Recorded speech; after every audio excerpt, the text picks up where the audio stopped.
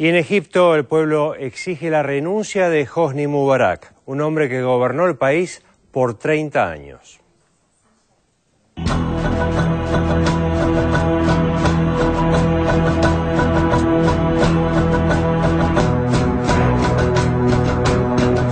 Alabado por Occidente por su mesura y equilibrio al resolver conflictos internacionales, Hosni Mubarak gobierna Egipto desde hace 30 años con mano de hierro.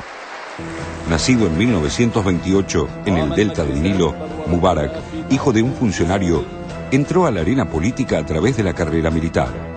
Piloto de combate condecorado, en 1973 desempeñó un importante papel durante la guerra contra Israel como jefe de la Fuerza Aérea Egipcia. Ocupó ese cargo hasta 1975, cuando el entonces presidente Anwar el-Sadat lo designó su vicepresidente, haciéndose cargo automáticamente de las riendas del país cuando Sadat fue asesinado por musulmanes radicales en 1981, luego de haber firmado un acuerdo de paz con el Estado israelí.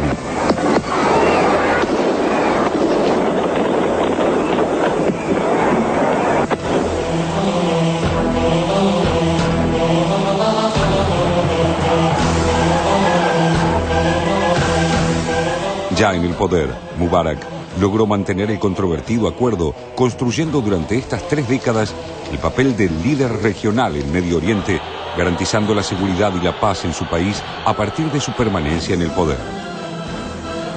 De ideología indefinida, desde el comienzo de su mandato ejerció un control interno férreo, exacerbado con la ley de emergencia, un instrumento con el que, en la década del 90, logró contener la ola de atentados perpetrados por islamitas radicales, representados por la Asamblea Islámica y la Yihad Islámica, hacia funcionarios, políticos y objetivos turísticos.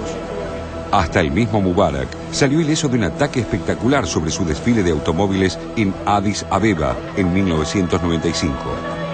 Esta ley de emergencia suspendió la libertad de prensa y de reunión, amplió los poderes de los órganos de seguridad y anuló derechos civiles como el derecho a huelga, barriendo con la oposición a partir de detenciones arbitrarias y el procesamiento de civiles por tribunales de excepción militares. Beneficiado durante años por una etapa de estabilidad política y económica en la que las elecciones se redujeron a una ratificación del gobernante Partido Nacionalista Democrático encabezado por Mubarak, la liberación de la economía, surgida a partir de varios acuerdos con el Fondo Monetario Internacional, la corrupción y las crecientes diferencias sociales, permitieron ganar terreno en los últimos años a las fuerzas opositoras, en especial a los denominados hermanos musulmanes, un grupo hoy casi proscripto.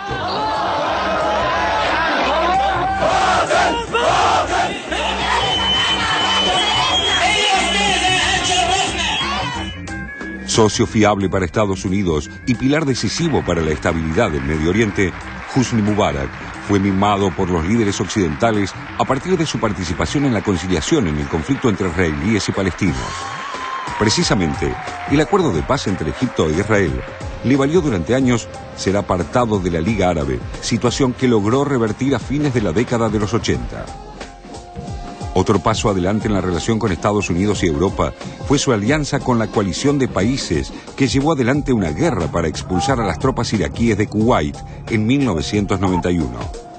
Esta participación le valió numerosos beneficios, tales como la condonación de 20.000 millones de la deuda externa egipcia. En los últimos años, sus aliados internacionales hicieron prácticamente oídos sordos a las denuncias de violaciones a los derechos humanos dentro del país. Recién en 2005, Estados Unidos presionó al régimen egipcio para abrir el sistema político, permitiendo elecciones multipartidarias plagadas de irregularidades. Y la mecha encendida días atrás en Túnez prendió como reguero de pólvora en un Egipto hoy por hoy, cansado del despotismo, la corrupción y la pobreza.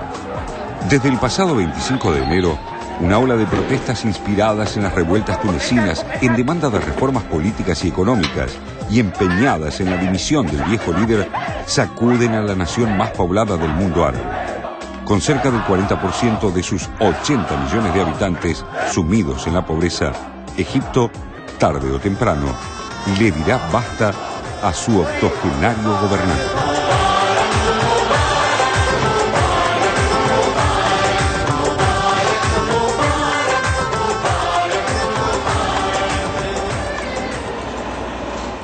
Sí, estábamos viendo el título Hora Final. ¿Quién sabe, no? Está con nosotros Carolina Braco, que es politóloga. Gracias por estar con nosotros.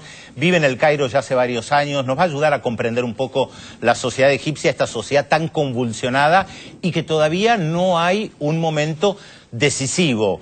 No hay una alternativa política al presidente Mubarak. La gente sigue tomando la plaza. Estados Unidos por ahora plantea una transición manejada por el presidente Hosni Mubarak. No le han soltado la mano. Mucho se ha especulado en estos días sobre esto. Hillary Clinton, la secretaria de Estado, hoy habló otra vez y dijo que esta transición la puede llevar adelante el presidente, que ya ha dado varias muestras de apertura. Ayer habló el secretario general de Naciones Unidas, Ban Ki-moon, que dijo que las elecciones se deben realizar ya. Lo que pasa es que hay problemas constitucionales complejos. Por ejemplo, se exige la disolución del Parlamento. Tengo entendido que si Mubarak renuncia, el vicepresidente que asumiría, como no fue electo, no puede disolver el Parlamento. Hay problemas técnicos que, claro, en este momento de convulsión, todo puede modificarse. Pero la actualidad, lo real, es que sigue firme Hosni Mubarak en el poder, no está dispuesto a renunciar a pesar de la masividad de las manifestaciones y el hecho de que hay miles de personas que ahora mismo siguen ocupando la Plaza Tahrir, la Plaza de la Liberación en el centro del Cairo. También el primer ministro de Egipto, dijo que la tranquilidad está viniendo. Hoy habló a la mañana y dijo que hay, después de 12 días de convulsión, la tranquilidad estaba viniendo. Da la impresión de que está tratando de calmar más de lo que realmente está sucediendo. Y otras versiones dicen que se estaría tratando de formar algún tipo de coalición con varios líderes para encontrarle una salida justamente a este tema tan complicado. Sí, claro, esto es gobierno alternativo. Sí, hay una propuesta de una comisión, algo así como de notables, para que tomen contacto con Suleimán, el vicepresidente, para buscar esa transición. Ahora, esta mañana, después de la reunión de gabinete encabezada por Mubarak, el ministro de Interior descartó esta posibilidad, por lo menos la relativizó bastante, la posibilidad de iniciar algún tipo de conversaciones. La otra novedad de esta mañana es un atentado a un gasoducto en el norte, en la zona del Sinaí. Sí, creo que el Arish. El gasoducto que provee a Israel y Jordania. Es cierto que habría que ver cuál es el origen de este atentado, porque es una zona, comentabas Pedro, también de conflictos locales, ¿no? Sí, el Sinaí históricamente fue una zona muy abandonada, incluso la Franja de Gaza, cuando estuvo dentro de Egipto hasta 1967, fue una zona bastante relegada. Por lo tanto, uno no sabe si esto tiene que ver con conflictos internos o tiene que ver ahora con esta situación de inestabilidad. Les decíamos al comienzo del bloque que estaba con nosotros Carolina Braco, gracias por estar con nosotros. Hace poco estaba releyendo algunos artículos de egipcios del año pasado que decían Egipto es una bomba de tiempo. Sin embargo, nadie podía prever ni lo que pasó en Túnez ni lo que pasó en Egipto. ¿Era una bomba de tiempo? ¿Se podía prever esto? Yo creo que sí. Durante este 2010 hubo varios acontecimientos y varias manifestaciones, como que la gente ya estaba empezando a cansarse y estaba empezando a perderle el miedo al régimen de Mubarak.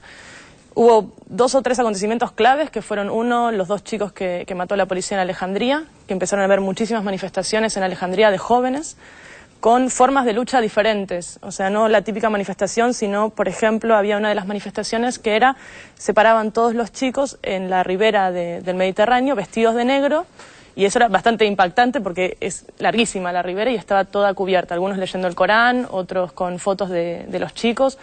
Y a partir de eso se generó como un movimiento juvenil a partir de Facebook y de Twitter, a través de 2 páginas principalmente, una que se llama Todos Somos Khaled Said, que es el primer chico que mataron, y a partir de esa página empezaron como a reunirse todos los chicos, los jóvenes, porque la mayoría de la población en Egipto es súper joven, entre, no sé, 17 y 30 años, que bastante frustrada, digamos, por justamente no encontrar una salida, encontrarse con estudios pero sin poder encontrar un trabajo, sin poder casarse, sin tener ningún tipo de futuro dentro del país y encima con una represión tremenda de la policía y del gobierno, y que justamente empezaron a movilizarse y a juntarse. Luego vinieron los acontecimientos de las legislativas de noviembre, en la cual hubo un fraude tremendo y todos lo vimos, mucha violencia contra los opositores. Y bueno, y después también vino las bombas a las iglesias en el 1 de enero, los coptos, sí. Que lo que intentó hacer el gobierno fue poner a los coptos contra los musulmanes, cosa que no logró porque los dos se unieron en contra del gobierno, y la gota que rebalsó el vaso fue lo de Túnez. Es notable, Carolina, el fenómeno que estás relatando de la intervención directamente de los jóvenes como manifestaciones, el tema que hemos visto estos días de cómo funcionan Twitter o Facebook como formas de vinculación, de armar también una red. ¿No hay liderazgos claros en cuanto a esta reacción, este resurgimiento de la oposición en Egipto? No, ni a nivel personal ni a nivel de agrupaciones.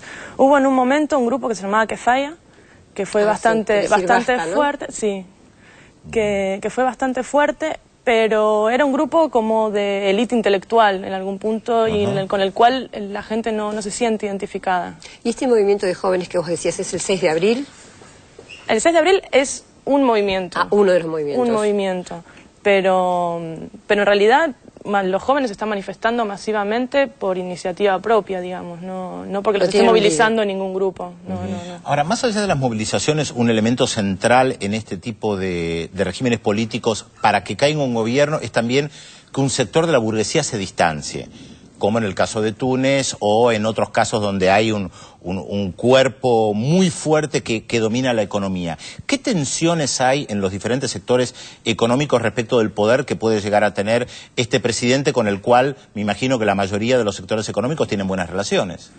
Sí, bueno, en realidad está muy dividida la sociedad ahí en Egipto. Digamos, la clase alta no tiene absolutamente nada que ver con el egipcio, digamos, común de a pie, y no quiere tener nada que ver. El egipcio de clase alta se maneja en inglés o en francés, viven en barrios privados, van a universidades extranjeras, se van a estudiar afuera, y se distancian muchísimo de lo que es la realidad en Egipto. Viven como en otra realidad, lo mismo que el gobierno.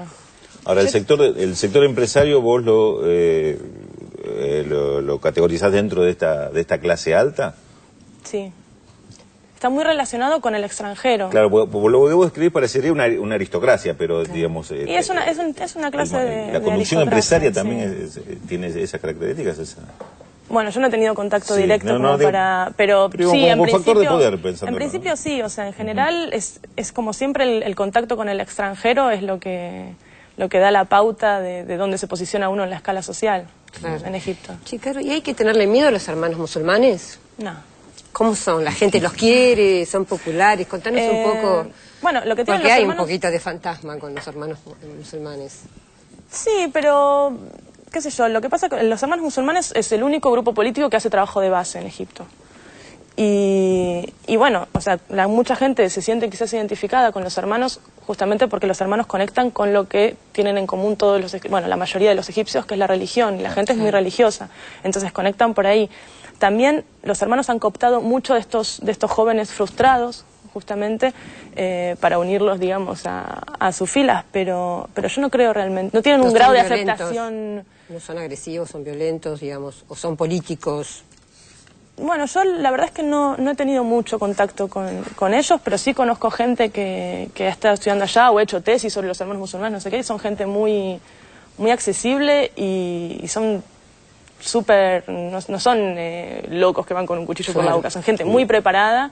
Claro, esa es la demonización occidental de poner a todos los musulmanes como fanáticos extremistas, Al-Qaeda y demás. Hubo justamente una declaración publicada esta mañana por Der Spiegel del vicepresidente de la hermandad musulmana, Rashad Al-Bayoum, si se pronuncia así, donde dice, este es el levantamiento del pueblo egipcio, no es el levantamiento convocado por nosotros, ni estamos llamando a la violencia, ni lo haremos, ¿no? Y es un hecho destacable, porque de verdad que los hermanos musulmanes podrían haber tratado de cooptar todo este movimiento y sin embargo se mantuvieron al margen.